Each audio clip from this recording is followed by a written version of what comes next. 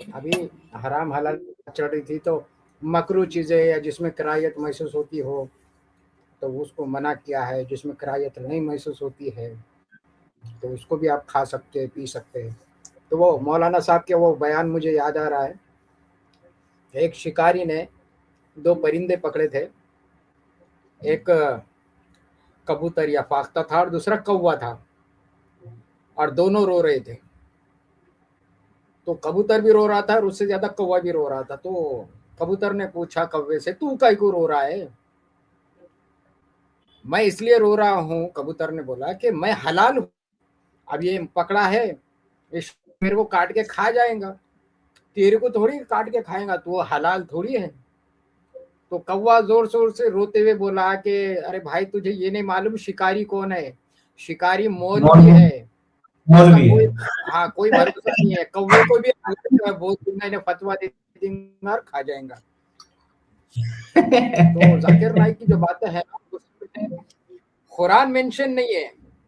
अब मैं इरादा कर रहा हूँ यार, मैं भी जन्नती तो नहीं, लेकिन वापिस ना हो जाऊं कहीं। क्योंकि जाकिर नाइक ने भी जो बोला ना, अकॉर्डिंग टू फुका, यानी कि उलमा के नजदीक कहा है, कुरान में नहीं है। क्योंकि ये लोग अपने मतलब के लिए कुरान यूज करते हैं, और जहाँ इनका मतलब कुरान के बाहर रहने में पूरा होता है, तो ये कुरान को लात मार देते हैं, कुरान को हम्म। ठोकर पे रखते हैं। जाकिर नाइक हो या जाकिर नाइक से बड़ा उलमा हो, या फिर कोई क्यों ना होता हो, जब तक अपना मतलब पूरा हो सकता है उस वक्त तक की ही कुरान लेते हैं। और जब मतलब पूरा करने के लिए कोई और चीज तरफ जाना हो, तो कुरान को लात मार देते हैं जूता समेत, और हदीसों को लेते हैं। हदीसों में भी अगर मतलब पूरा नहीं हो रहा है, तो फिर हदीसों को भी बाइकआउट करके कोई और स्कॉलर की बात ले लेते हैं। लेकिन कहते हैं कि कुरान और हदीस की रोशनी में मौलाना ने या जनाब फला फला जो भी हमका ढमका रहता है ना, जैसा नासिरुल बानी अहले हदीस का एक मौलवी है, इनकी बातों में जहां कुरान ले सकते हैं वहां कुरान भी लिया जाता है, जहां हदीस ले सकते हैं वहां हदीस भी ली जाती है। और कहीं मतलब पूरा करना है खाली, और वो दोनों में भी नहीं मिल रहा है, तो फिर बोल देते हैं कि नहीं, नासिर अल मानी ने फरमाया, या अबू हनीफा ने फरमाया, इब्ने तैमिया ने फरमाया, फलान ने फरमाया। अकाबिरीन का इजमा है इस बात पर। क्यों? हम्म। क्योंकि भाई ये मतलबी लोग है, ये स्वार्थी लोग है। इनका स्वार्थ पूरा करने के लिए ये कुरान को लेते भी है और कुरान को इग्नोर भी कर देते हैं। मैं तो कुरान के टॉपिक पर अब समीर भाई से हेल्प लेकर आगे हिस्ट्री में होंगे। जी समीर भाई, हमारे फातिमा बहना है, उनका एक स्वागत करते हुए नेक्स्ट कॉलर को ले। मैं बस कौवे और कबूतर का बताने के लिए आया था। जी जी। आप फातिमा बहन का बिल्कुल स्वागत करेंगे आजाद जी, लेकिन आपकी इजाजत हो तो एक छोटा सा किस्सा मौलवी का मैं भी सुना दूं, मुझे याद आ गया। मैं बचपन में सुना करता था। जी जी देखिए जरूर। साहब, एक मौलवी साहब जो है मस्जिद में इमामत करते थे, और उनका घर भी पास ही में था। तो अब मौलवी साहब की जो दावतें हैं वो हुआ करती थी आसपास के घर में, बस्ती के मकामों में। लेकिन एक दिन किसी ने दाल बना करके भेज दी मौलवी साहब के लिए हुजरे में।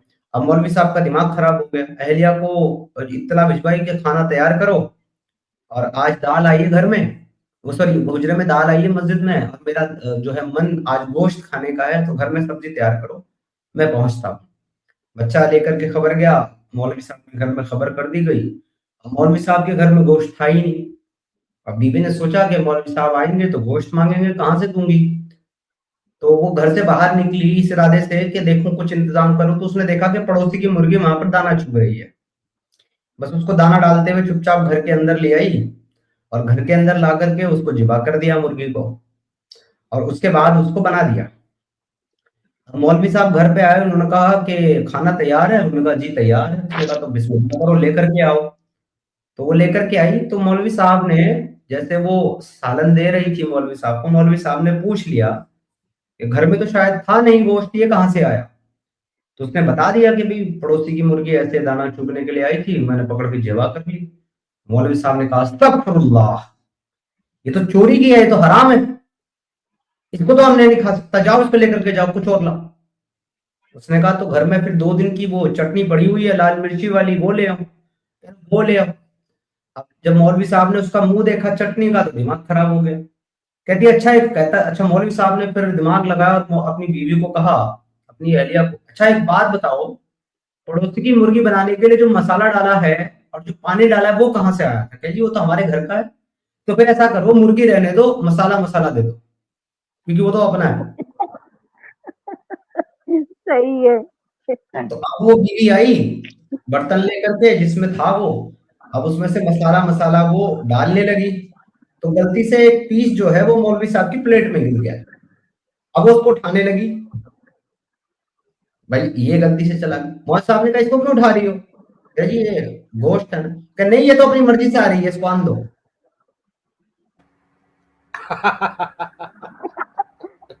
मर्जी से आ गया तो हलाल हो गया।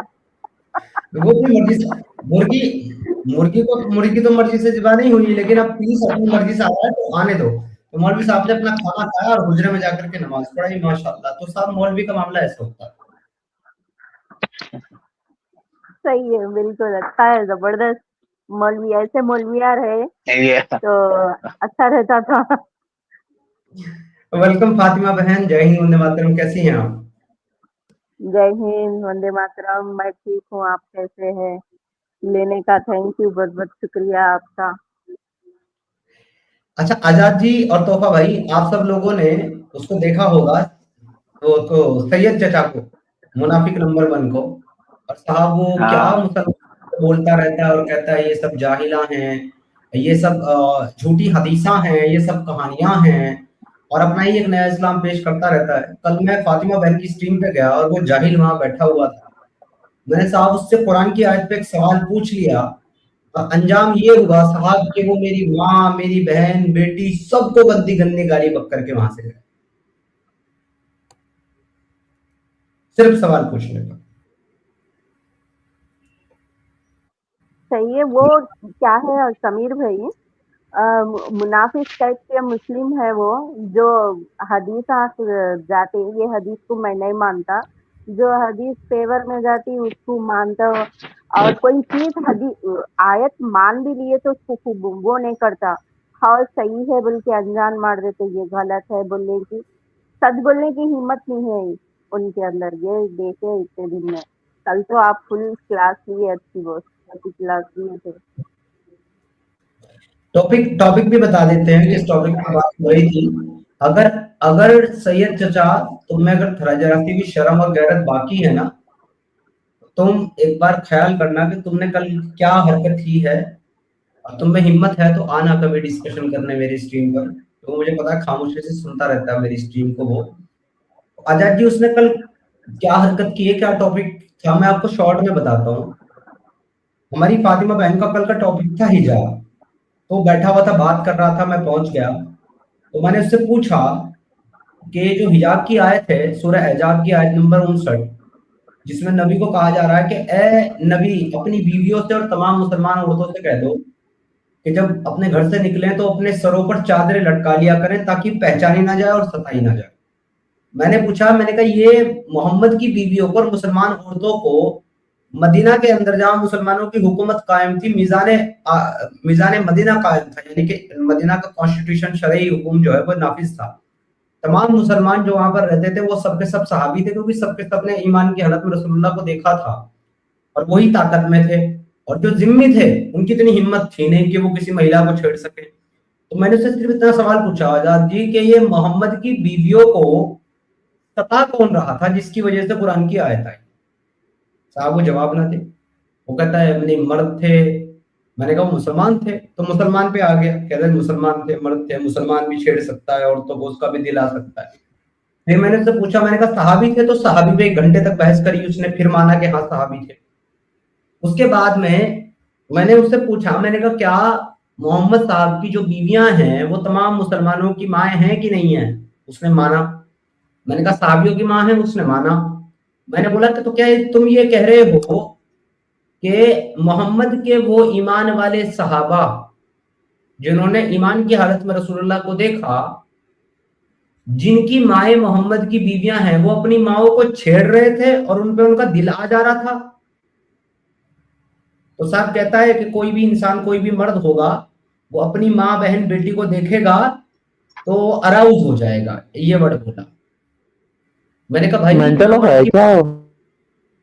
मैंने कहा मैं मर्द की बात नहीं कर रहा हूँ। जो अपनी माँ बहन बेटी को कम कपड़ों में देखकर या बगैर सर पे चादर लटकाए देख करके अराउज हो जाएगा, वो मर्द नहीं होगा, वो नामर्द होगा।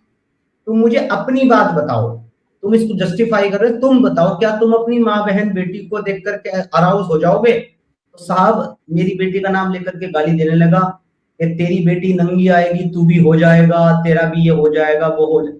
इस तरह की जहालत करके वो आदमी कल निकला है। लेकिन समीर भाई ये तो बड़ी जाहिलत वाली बात की उसने कि माँ बाप को भी देख के नहीं ऐसा नहीं, हो सबसे सकता है, तो पहले ये इंसान तो इंसान समीर ही नहीं भाई, है अच्छा ना। अच्छा, एक बात इस है आयत से, समीर भाई। हेलो हेलो, हाँ जी आ आजाद रही जी। अजर आपके। जी आयत जो है तो उसमें एक वर्ड जो है उसको आप समझो। सॉरी, जो आयत है उसमें वर्ड ये है कि उनको पर्दा करो ताकि पहचानी जाए, पहचानी जाए, सताई न जाए। यानी एक चादर डालने के बाद वो पहचानी जाए कि ये मुस्लिम है, ये अशराफ है, ये आज़ाद है, ये पहचानी जाए और सताई ना जाए। और ये सवाल हम मुस्लिम थे जब से है, ये मेरा जो सवाल है इस आयत के ऊपर कि भाई जब पहचानने की बात हो रही तो वो कौन है, क्योंकि हुकूमत मोहम्मदी हुकूमत है, तो वो कौन लोग हैं जो महिलाओं को सता रहे थे। और यही वजह से इस आयत के बाद वो जो लौंडी है, जो कनीज है, उनको चादर पहनने का यानी चादर ओढ़ने का राइट नहीं था। उमर खींच लेते थे, तो क्या मुस्लिम है? एक लौंडी से उन्होंने चादर जो खींची है चादर ओढ़ने पर, ताकि सताने में आसानी हो। और कई रिवायतें मिलते हैं कि जब लौंडी खरीदने की बारी आती या लौंडी खरीदना होता तो वो टटोल कर देखते थे। सिर्फ ओपन कपड़ा हटाना ही काफी नहीं था, कपड़ा हटाने के बाद भी टटोलते थे, चाहे गुलाम खरीदना हो या लौंडी खरीदना हो। तो सर ये आयत है समीर भाई कि वो पहचानी जाए और सताई न जाए। लेकिन आजाद जी आपको एक बात पता है कि जितने भी फिगर्स जैसे कि दुनिया में आए हैं ना, वो बुद्ध जी हैं, कृष्ण जी हैं, जीसस हैं, उनके डिसाइपल्स ने ना उनकी जिंदगी, उनके बीवी बच्चे छोड़ के पाकीज़गी जिंदगी इख्तियार कर दी।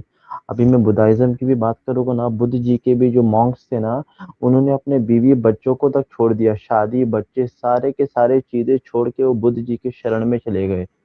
वैसे लोग थे, और इनके लोगों को मैं जब मैं देखता हूँ ना तो मैं शॉक हो जाता हूँ कि ये लौंडिया खरीद रहे हैं, बाजार में बेच रहे हैं, उनका देख के इनको उम्मीद आ रही है, करने के लिए हवस आ रही है। तो मैं तो बहुत कंफ्यूजिंग हो जाता हूँ कि कैसे डिसाइपल्स हैं यार, इनको तो डिसाइपल्स भी नहीं कह सकते, इनको तो गुंडा मवाली लोग कहे जा सकते हैं यार, तो इसकी दो कौड़ी की औकात है। और ऐसे सर लोगों को वो लोग सर बड़े। जी सर, ये जो आप गौतम बुद्ध की बात कर रहे हैं तो मैंने भी एक स्ट्रीम में ऐसी बताया था। अभी ये बकरीद आने वाली है, थोड़े दिनों में बकरे कटने वाले हैं, जान बकरी की जाने वाली है, रहमान की कुर्बानी होने वाली है। जान बकरी की जाकर रहमान की कुर्बानी। तो मैंने बोला कि गौतम बुद्ध है, उन्होंने अपने बीवी बच्चे महल में छोड़कर खुद जंगल चले गए थे, और एक इब्राहिम है, खुद महल में रुककर बीवी बच्चे जंगल में छोड़कर आ गए थे।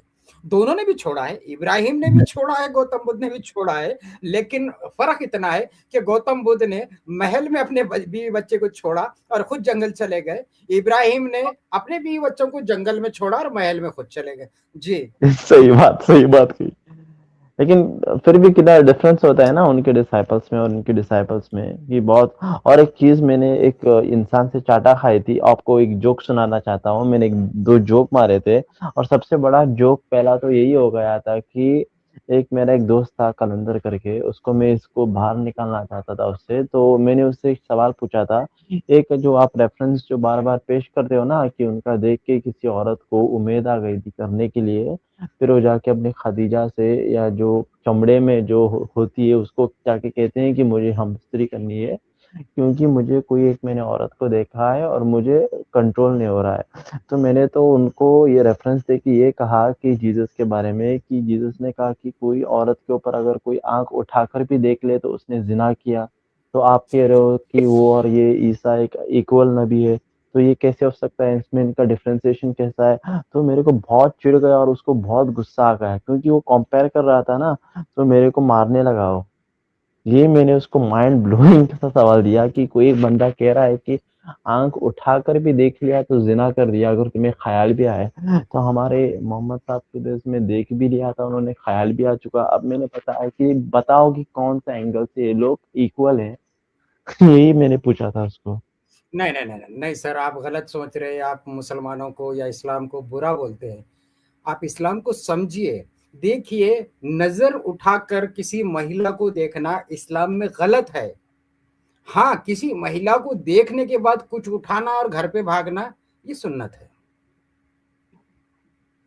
लेकिन ख़याल भी आना गलत है ना? ईसा अलैहिस्सलाम के मुताबिक उन्होंने कहा कि ख़यालात भी आपके अगर दिल में आ गए ना, चाहत भी आ गई उस औरत को देख के, वही मैंने उसको कहा, तो आपने ज़िना कर लिया। तलाक भी अगर आप उन्होंने कहा कि बेवजह, उनको मैंने आर्गुमेंट रखे थे, सॉरी मैं कोई प्रमोट नहीं कर रहा हूँ, लेकिन मैंने उसको आर्गुमेंट रखे थे क्योंकि मेरा टॉपिक ही वही था।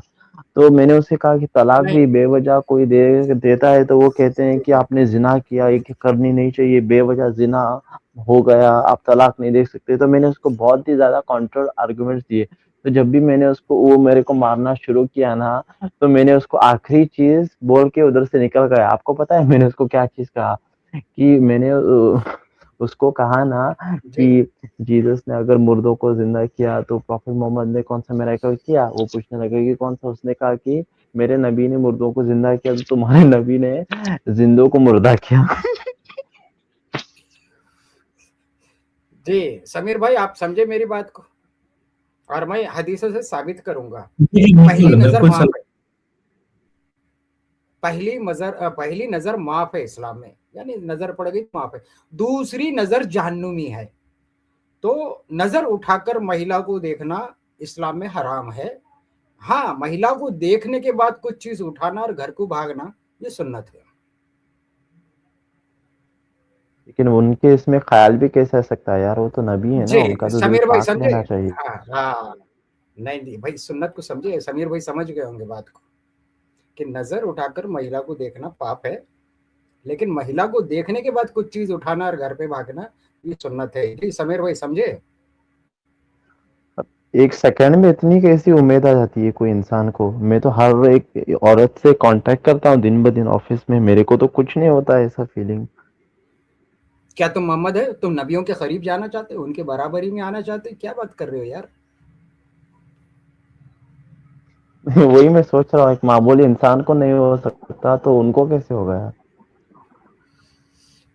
जब मामूली महान को नहीं से होता ना सर, विश्वास से हो गया। महान को होता। जी, जी। और एक बात है, अभी सवाल हो रहा कमेंट में, 2 बार सवाल हो गया कि समीर भाई क्या तुम पहले मुस्लिम थे? क्या प्रूफ है?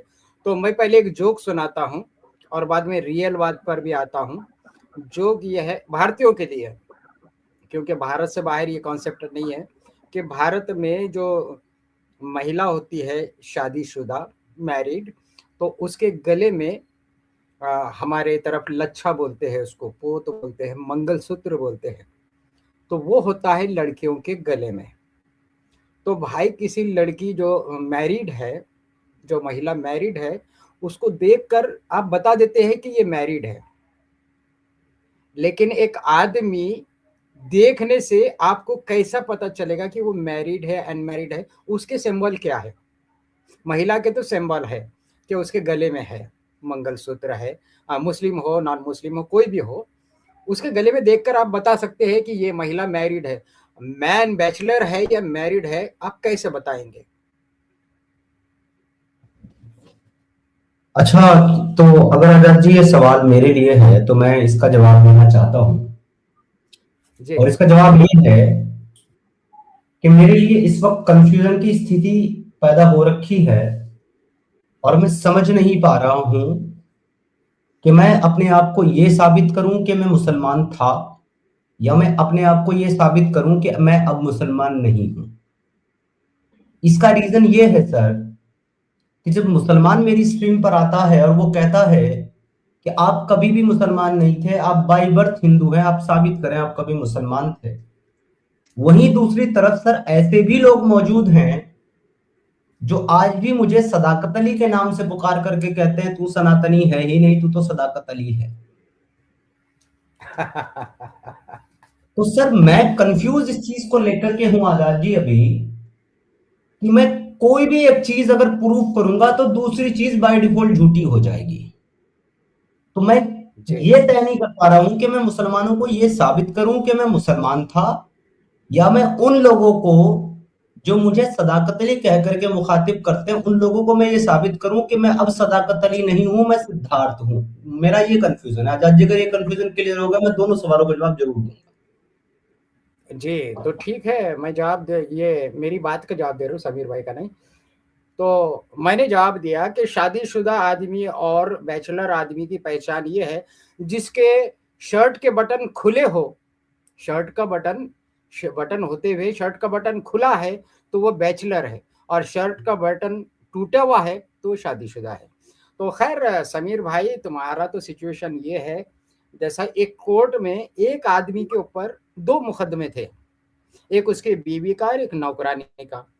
बीवी का मुकदमा ये था कि मुझे तलाक चाहिए, ये आदमी नामर्द है, और नौकरानी का मुकदमा ये था कि मेरे पेट में जो बच्चा है वो इसका है, और वो आदमी दोनों केस हार गया था। जी वाह जी वाह, क्या बात है सर, क्या बात अच्छा, ब्लैक पैंथर का एक मैसेज है, वो कह रहे हैं कि दोनों साइड से बजाए जा रहे हैं यहाँ पे। बिल्कुल सर, और मेरे लिए ये मोमेंट ऑफ प्राउड है, मैं आपको बताऊं मेरे लिए ये मोमेंट ऑफ प्राउड है कि मैं दोनों साइड से बजाया जाता हूं। इससे मुझे ये कंफर्मेशन मिलती है कि I am not a biased person, I am not a biased person, I am a neutral.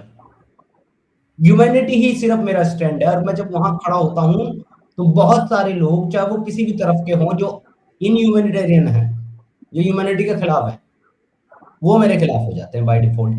तो मुझे बहुत सुकून मिलता है साहब जब मुझे कोई मुसलमान गाली देता है और साथ ही साथ कोई मुझे हिंदू गाली देता है, मुझे बड़ा सुकून मिलता है, क्योंकि मुझे एहसास होता है कि मैं बैलेंस बना करके रखा हूं, दोनों तरफ से बराबर जो है मंथली EMI मुझे मिल रही है लगातार।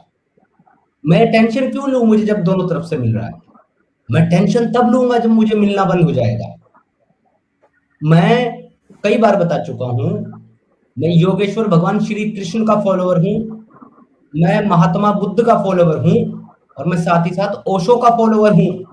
और ओशो को मैंने ये कई बार कहा है कि मुझे हिंदू भी गाली देता है और मुझे मुसलमान भी गाली देता है, और मुझे इसमें बड़ा सुकून है कि मुझे दोनों गाली देते हैं, क्योंकि मैं बैलेंस बना करके रखता हूं।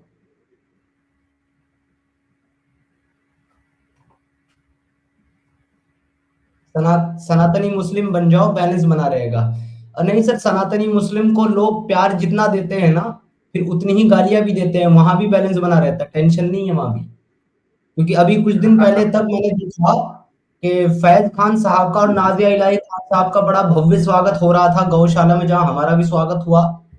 और मैंने अभी कुछ 4-5 दिन पहले अपनी स्ट्रीम में देखा कि कुछ लोग फैज खान साहब को गालियां दे रहे थे, गालियां बक रहे थे उनको, और गालियां बक करके ये कह रहे थे कि उसने एक चीज हमारे खिलाफ बोली है, वो इस्लाम को प्रमोट कर रहा है, सुगर कोट इस्लाम दे रहा है। तो साहब, गालियां सनातनी मुस्लिमों को भी पड़ती है, और उनकी तो बदकिस्मती और ज्यादा इसलिए बड़ी है, जो सनातनी मुस्लिम है बेचारे, कि कभी कभी तो वो गाली का प्रसाद मुझसे भी ले लेते हैं। कभी कभी उनको गालियां मैं भी बक देता हूँ, क्योंकि उनकी कुछ बातें होती ऐसी हैं जिनसे मैं एग्री नहीं करता इस्लाम पे, तो फिर मैं भी बकता हूँ, आप भी बकते हैं। भैया, इस दुनिया में कोई ऐसा नहीं है जो ढोल नहीं है, मैं बता रहा हूं आपको, हर इंसान ढोल है। आप मुझे ढोल कहें, मैं कहता हूं भगवान श्री कृष्ण भी ढोल थे, राम भी ढोल थे, उनको भी दोनों तरफ से बजाया गया, बाहर से भी और अंदर से भी। उनके ही अपने परिवार के लोग थे वनवास भेजने वाले, उनके ही शत्रु थे उनके खिलाफ युद्ध करने वाले। भगवान योगेश्वर श्री कृष्ण को भी बजाया गया, उनके ही अपने लोग थे, उनको लांछन लगाने वाले, उनका ही अपना भाई था, उनका 100 बार अपमान करने वाला, और उनके ही अपने थे वो कंस मामा जिनके साथ युद्ध करना पड़ा। और फिर युद्ध भी हो गया महाभारत का, तो बाद में भी गांधारी को शराप दे दिया, तूने मेरा वंश खत्म कर दिया, तेरा भी वंश खत्म हो जाएगा। इस दुनिया में सब ढोल हैं, सब ढोल हैं, सब बजाए जाए, और मुझे इसमें कोई दिक्कत नहीं। एक कमेंट है, उसका जवाब भी देना चाहता हूँ। एक भाई हैं बुद्धिस्ट बॉय, इन्होंने पहले लिखा था आई एम बुद्धिस्ट, आगे इन्होंने लिखा दोबारा प्राउड बुद्धिस्ट। तो देखो बुद्धिस्ट भाई, मैं सिर्फ इतना ही कहना चाहूंगा आपको कि बुद्धिस्ट होने पे प्राउड करने जैसी कोई बात नहीं होती। अगर प्राउड करना है तो बुद्ध पे करो, अगर फॉलो करना है तो बुद्ध को करो, बुद्धिज्म को फॉलो मत करो, क्योंकि तुमने उस बुद्ध के नाम पर एक नया मजहब बना दिया बुद्धिज्म कह करके, जिस बुद्ध ने तुमको इन सारे चक्रों से, इन सारे मजहबों से, सारे क्रियाकलापों से, सारी इस सब चीजों से तुम्हें बाहर निकालने के लिए अपना जीवन लगा दिया, तुमने उस बुद्ध को ही इज्म बना दिया बुद्धिज्म कह करके, जिसने कभी अपने जीवन में इस सवाल का सीधा जवाब नहीं दिया बुद्ध ने कि ईश्वर है कि नहीं है। हमेशा उसने दूसरे वाले को सिर्फ ये रास्ता दिखाया कि तुम खोजो, मिल जाए तो है, नहीं मिले तो नहीं है। तुमने उसी को ईश्वर बना दिया। तो तुमको बुद्धिस्ट होने पे प्राउड नहीं करना चाहिए। मैं कहता हूं दुनिया की सबसे बड़ी बेवकूफी वाली बात है ये, I am proud Muslim, I am proud Buddhist, I am proud Jain, I am proud सनातनी, ये कहना बेवकूफी की बात है। अक्लमंदी की बात यह है कि I proud on Sanatan, I proud on Islam, I proud on Buddha, ये कहो। और जब तुम ये कहोगे फिर हम सीधा उसी पे बात करेंगे जिस पे तुम प्राउड करोगे। तुम कहोगे इस्लाम पे प्राउड है तो हम पूछेंगे इस्लाम में क्या खूबी है जिस पे प्राउड है। तुम कहोगे आई प्राउड ऑन मोहम्मद तो हम पूछेंगे, जिससे लोगों ने कहा कि आई लव मोहम्मद, तो फिर हम पूछेंगे तुमसे कि अब हमें खूबी बताओ मोहम्मद की जिसकी वजह से तुम प्यार करते हो। जब तुम कहोगे आई लव बुद्ध तो हम पूछेंगे बुद्ध की विशेषताएं, और वो तुमको बुद्ध की विशेषताएं बतानी पड़ेंगी। तुम बुद्धिज्म की विशेषताएं बता करके बुद्ध की विशेषता नहीं बता सकते। ये कॉन्सेप्ट क्लियर होने बहुत जरूरी है लोगों के, क्योंकि जहां ये शब्द आता है ना, I am proud this, I am proud that, वहीं से दूसरे लोगों के लिए, दूसरे मतों के मानने वालों के लिए आपके मन में हीन भावना पैदा हो जाती है। आप दूसरों को नीचा मानने लगते हो। ये विषय सिर्फ प्राउड करने का नहीं है, ये विषय स्वयं को, अपने आप को सुप्रीम बता करके दूसरों को नीचा दिखाने का विषय होता है प्राउड कहना। यदि प्राउड करना है तो सिद्धांतों पे प्राउड करो, बुद्ध के, राम के सिद्धांतों पे प्राउड करो, कृष्ण के उपदेश पे प्राउड करो। अपने कृष्ण के मानने वाले, अपने राम के मानने वाले, अपने बुद्ध के मानने वालों पे प्राउड करना मूर्खता है, क्योंकि तुम्हारे अंदर उनके सिद्धांत जब तक नहीं है तब तक तुम उनसे प्यार नहीं करते, सिर्फ प्यार करने का दावा कर रहे हो। Very simple. जो कहता आई लव मोहम्मद, वो मोहम्मद से प्यार करने का दावा कर रहा है जब तक उसके अंदर मोहम्मद के सिद्धांत नहीं है। और जैसे ही तुम मोहम्मद के सिद्धांत अपनाओगे, मुझसे लिख करके ले लो, तुम्हारी अपनी मुसलमान कम्युनिटी तुमको पीट पीट करके मार डालेगी। और अगर नहीं है तुमको यकीन है तो जाओ किसी की माँ बहन बेटी को देखो रास्ते में चलते हुए, कहो सुभान अल्लाह या मुकल्लिबुल कुलूब, और उसके बाद अपनी बीवी के ऊपर चढ़ के देखो, बीवी अगर पहली लात ना मारे तो। किसी की 6 साल की बच्ची का हाथ मांग करके देखो 50 साल की उम्र में, अगर बीच मोहल्ले तुम्हारी बुंड ना तोड़ी जाए तो आई लव मोहम्मद तो कह सकते हो, पर मोहम्मद के जैसा काम नहीं कर सकते तुम। उसी तरीके से बुद्धिस्ट तो कह सकते हो स्वयं को, पर बुद्ध तब तक नहीं बन सकते जब तक तुम उस ज्ञान को ना पालो जो बुद्ध को मिला।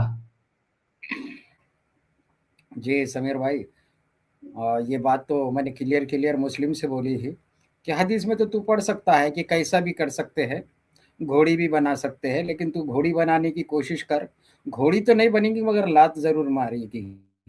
तो सही बात है कि आप आई लव मोहम्मद तो बोल सकते हैं, लेकिन उनके सिद्धांतों पर आप चल नहीं सकते। चलने की कोशिश तो करो, देखेंगे।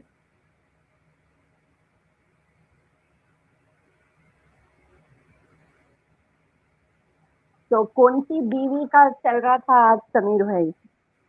फैमिली का चल रहा था, मोहम्मद की फैमिली का। तो कौन सी बीवी कौन से बच्चों का चल रहा था आज?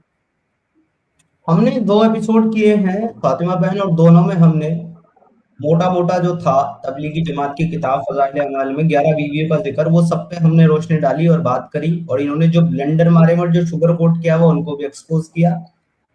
और ये बात जो है वो ये है, wives and children of prophet Muhammad सल्लल्लाहु अलैहि वसल्लम। तो हम लोग उससे बात करते हुए चिल्ड्रन पे आए थे, तो फिर हमने यहीं पर इसको रोक दिया, विराम दे दिया।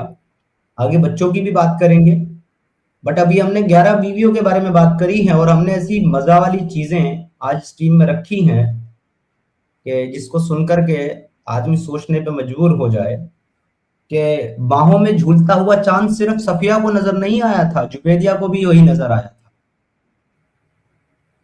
और रिश्ता सिर्फ रसूलुल्लाह की गैर मौजूदगी में मोहम्मद का सिर्फ ज़ैनब के साथ नहीं हुआ था, बल्कि उम्मे हबीबा के साथ भी हुआ था, जब वो हबशी राजा के पास थी हबशा में, और मोहम्मद मदीना में था, तो उसका भी रिश्ता वहां बगैर मौजूद हुए हो गया था। तो ये जो सिमिलैरिटी है अक्सर शादियों में, और अक्सर जो उन गुलाम लौंडियों में सिमिलैरिटी है जिनको मोहम्मद ने बाद में बीवी बनाया, वो सारी की सारी मोहम्मद के ख्वाब देखती थी, और इनके मुताबिक वो सारी की सारी बदचलन और बदकिरदार थी, क्योंकि वो शोहर के होते हुए दूसरे शोहर की ख्वाहिश रखती थी, जो कि इस्लाम कहता है कि ऐसी औरतें बदकिरदार और बदचलन है।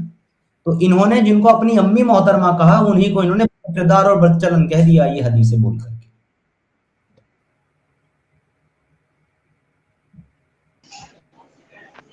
लेकिन ये भी तो बीवी रह के दूसरे बीवियों के ऊपर दौड़ डालता है।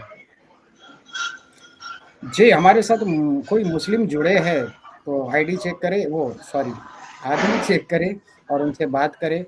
और बाकी जो गेस्ट है समीर भाई छोड़कर बाकी जो गेस्ट है पैनलिस्ट है, अदब के दायरे में मैनर्स पूरी डिस्कस करें तो बहुत अच्छी बात है। जी समीर भाई, लगता है ऐसा कोई मुस्लिम आए? जी, वो हमारे जोहर भाई हैं, आते रहते हैं, इनको तो जानते हैं। एक और भाई हैं मुस्तफ़ा साहब, इनको ऐड करके पहले इनसे कंफर्म कर लेते हैं। रेड भाई आपकी तरफ से ना नॉइज आ रहा है, 1 मिनट के लिए मैं आपको म्यूट कर रहा हूँ जोहर भाई। मैं जरा मुस्तफ़ा साहब से कंफर्म कर लूँ वो मोमिन है क्या। जी समीर साहब, अस्सलाम वालेकुम। वालेकुम अस्सलाम। किस्सा सुनाओ 1998 की वो रात। जी, तो ये बात शुरू होती है सन 1998 से, अच्छा जब अच्छा अच्छा अच्छा। मुझे अरे आया रात में एक ख्वाब, और वो ख्वाब बहुत ही डरावना था।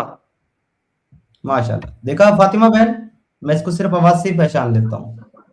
हाँ सही है, बिल्कुल एग्जैक्टली। दाई हलीमा गोद में तेरे चांद उतरने वाला, किसके किसके गोद में उतरा यार ये चांद? जो बीवी बनने वाली थी सबके ख्वाबों में उतार दिए, और क्या। अच्छा बताना था ना, कुछ तो अच्छा ही दिखाना था। जी जोहर भाई, आपके पीछे टीवी चल रहा है क्या?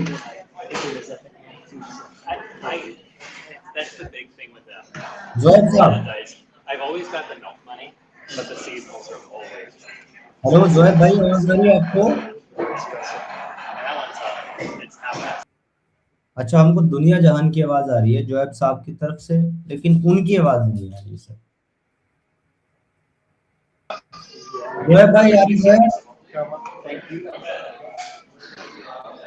जोहर भाई जाओ यार, जब फुर्सत के लम्हे हो तुम्हारे पास तब तशरीफ लाना। दिल हाँ तो बात चल ढूंढता है फिर वही फुर्सत के रात दिन। जी तो बात चल रही है कि भाई एक्स मुस्लिम जो लोग हैं उन पे सवाल होते हैं, जैसा कि एक्स मुस्लिम हिना भी है कि भाई तुम्हारे नाम में यानी कि बैंक अकाउंट में या तुम्हारे नाम मुस्लिम वाले क्यों है? मैं वहां भी जाकर कमेंट करा, भाई जो एक्स मुस्लिम होता है वो अपना आईडी और अपने चैनल का नाम कुछ भी रख ले, लेकिन उसका जो रियल नेम होता है, उसके जो डॉक्यूमेंट्स होते हैं मुस्लिम नाम से ही होंगे ना, तभी तो वो एक्स मुस्लिम कहला रहा है। उसके नाम अगर मुस्लिम वाले नहीं हुए स्टार्टिंग वाले उसके डॉक्यूमेंट मुस्लिम वाले नहीं हुए, तो फिर वो काहे का एक्स मुस्लिम है। लेकिन आप सवाल करते हैं क्या तुम पहले से मुस्लिम थे, इसका प्रूफ दो। तो मैंने वो जोक सुनाया था शादीशुदा का और अनमैरिड बैचलर का। आज फिर मैं वो सवाल एक्स मुस्लिमों पे रखता हूँ। भाई हमारी बहन भी यहाँ बैठे भी है कि भाई आपको प्रूफ के तौर पर क्या चाहिए जो एक लड़का भी एक लड़की भी बता सके कि मैं बाय बर्थ मुस्लिम था। तो कौन सी ऐसी चीजें हैं जो आपको सेटिस्फाइड कर सके कि हम पहले मुस्लिम थे, तो जरा बता दो। तो हो सकता है कि आपको हम जवाब दे सके, क्योंकि आप मुस्लिम के लिए बोलेंगे तो गंदे गंदे बातें कुछ लोग कह देंगे जो रियल में भी है कि मुस्लिम तो बता देगा ले पहले मैं मुस्लिम था, एक्स मुस्लिम बता देगा मैन कि मैं पहले मुस्लिम था, ये देख प्रूफ। लेकिन महिलाओं के वास्ते आपके पास क्या वो दलीलें हैं या कौन से पॉइंट्स है कि आप सेटिस्फाइड हो जाए। वैसे सेटिस्फाइड तो आप होंगे नहीं, फिर भी बता दे तो हो सकता है हम एक्स मुस्लिम बहनें जो बहुत है, अभी एक बहन तो हमारे साथ बैठी हुई है एक्स मुस्लिम फातिमा जी, बाकी दूसरे भी एक्स मुस्लिम बहनें हैं। तो भाई आप उन पर अगर सवाल करें, उन पर सवाल करें तो क्या पॉइंट है या वो कौन सी चीज है जो आपको सेटिस्फाइड करे। सवाल अच्छा है आपका, क्या आप पहले मुसलमान थे, क्योंकि कलमे पढ़ना या फिर कोई आपको सूरा पढ़ के बैकग्राउंड साउंड सुनाना आ रही है? आदत है। हाँ बहुत आ रही है सर बैकग्राउंड। आप दावत में हैं, शादी में सॉरी, है शायद आप। बराबर। मैं बंद करता हूँ। नहीं नहीं तो एड्रेस बता दो, बिन दावती मैं भी खाना खा लेता हूँ। आप आएंगे जरूर? जी भूख बहुत लगी हुई है। आप बम्बई में? जोहर साहब, बम्बई जोहर साहब दावत तो